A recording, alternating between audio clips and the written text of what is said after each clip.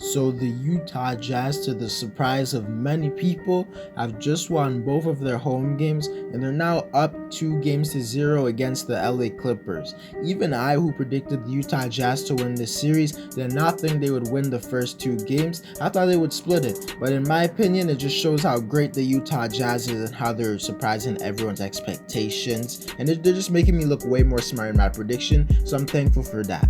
Also, I'm hoping that Utah wins this series because in the previous round I was also voting for Dallas to win the series, but they also blew a 2-0 lead, and obviously that makes certain people question whether or not the Clippers can come back in the series and win it. And obviously there is a chance that they can. They do have Kawhi Leonard, but in that series versus the Mavericks, I actually believe the Clippers would come back and make the series competitive, and they did. But against the Jazz, I honestly believe the Jazz will win the series comfortably after going up 2-0. And in today's video, I'm going to give you some reasons to why I believe that. But before we get into the video, I ask you to drop a like on this video as it does help my channel grow. Subscribe to my channel if you want weekly NBA content, and touch my goal of 1,500 subscribers, and comment on this video to start a conversation with me as I do respond to all of my comments. And play that intro.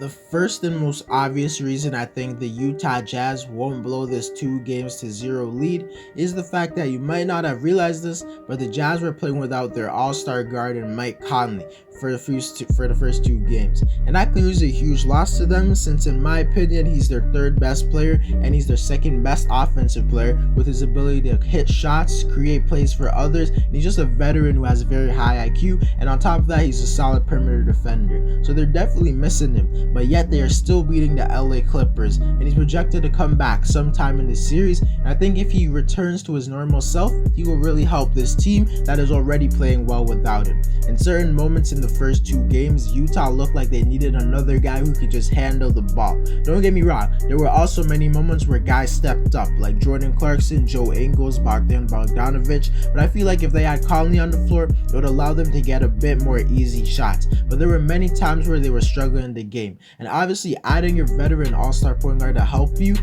could help you a lot in certain situations. And if we're being honest, the Clippers should be absolutely ashamed and fearful that they lost 2 games to this Utah team without Mike Conley.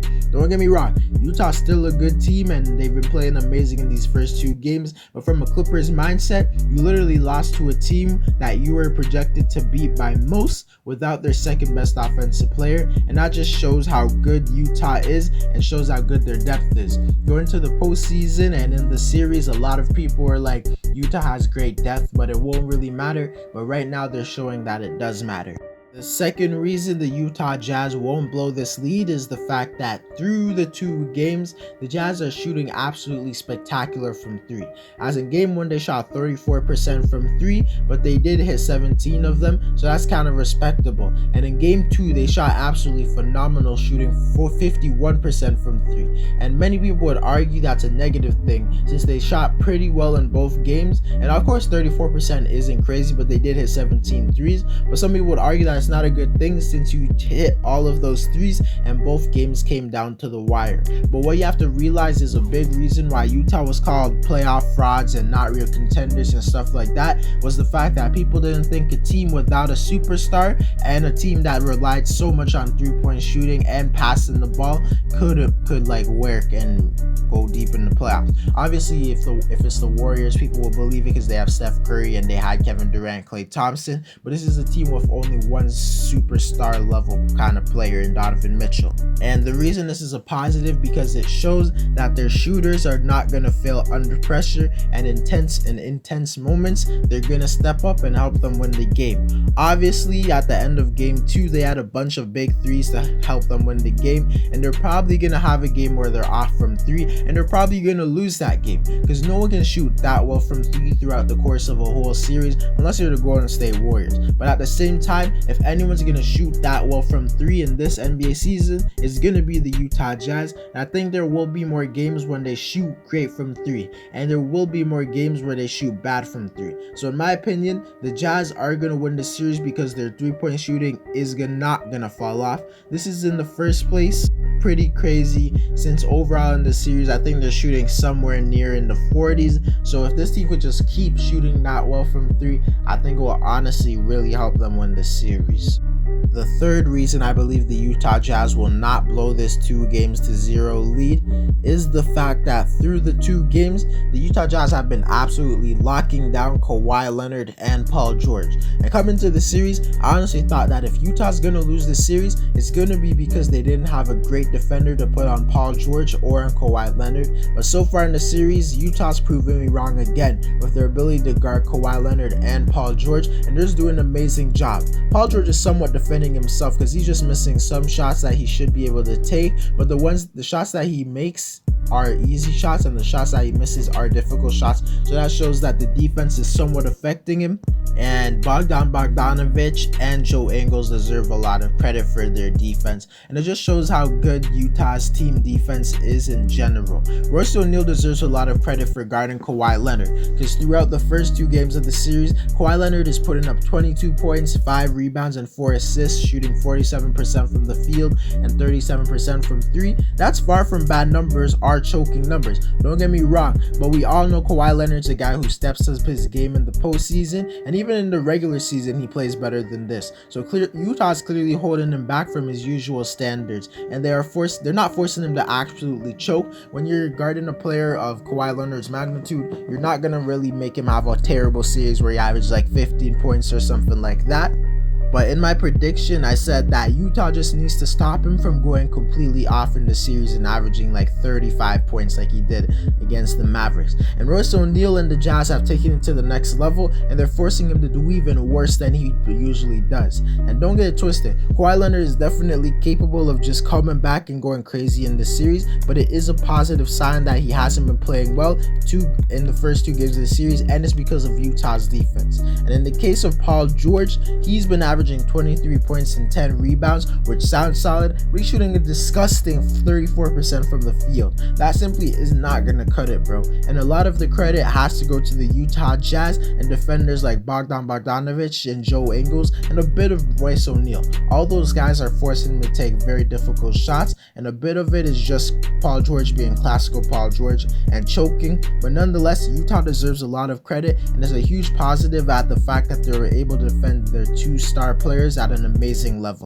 The fourth reason I believe the Utah Jazz can win the series is the fact that Utah has a player who I think after this postseason will become as a known superstar, and that player is Donovan Mitchell of the Jazz. I think in the series, Mitchell will be the best player, and I think he's going to be super motivated after blowing a 3-1 lead to the Denver Nuggets in the bubble last season. I don't think he's going to let that happen again, and I don't even think this Utah Jazz team as a whole will let that happen. Mitchell right now is playing like a superstar because the Clippers have the 2 best perimeter defenders in the NBA in Kawhi Leonard and Paul George, and they're putting them on him, and he's still getting buckets. And on top of that, they're double teaming him and playing aggressive with him, and he's still making all these tough shots, and it's honestly amazing to watch. I feel like Donovan Mitchell is very underrated because he always balls out in the playoffs, but he never gets his respect, and many people like to cry about his efficiency, which is still pretty decent. It just shows that everyone has haters and everyone has people just complain about everything, bro.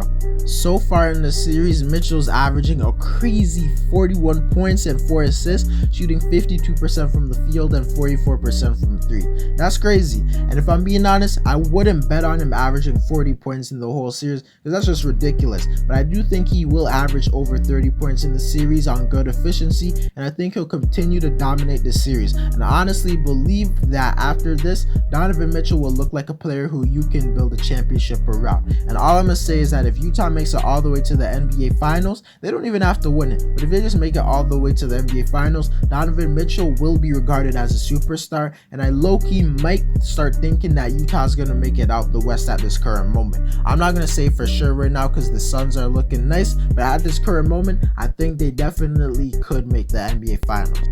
But to conclude the video, the Jazz are playing amazing right now, and they're dominating this series. kind of like what I thought they would. They deserve a lot of credit because during the regular season, all I would see was trolls hating on them and saying they're gonna get swept in the first round or some stuff like that. But they're actually playing very well and deserve a lot of credit. At this current moment, Utah Jazz and the Milwaukee Bucks are my two favorite teams because I want to see the Brooklyn Nets and the LA Clippers lose, and I want either of those teams to win the championship. Anyone besides the Nets or the Clippers could win the championship, but I low-key I'd like to see Utah win the championship out of all the teams in the West. And I think after this postseason, Donovan Mitchell will be regarded as a superstar and better than Devin Booker. He's better than Devin Booker. I hope you know that. I have the Jazz winning this series in 5 or 6 games. I think it could be closer to, I think I would lean more closer to 6 games just out of respect for Kawhi Leonard. But when the Jazz win this,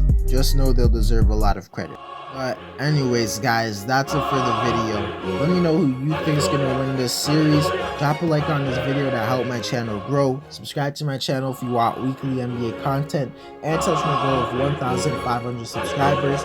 Comment on this video, start a conversation with me as I do respond to all of my comments, and I'm out.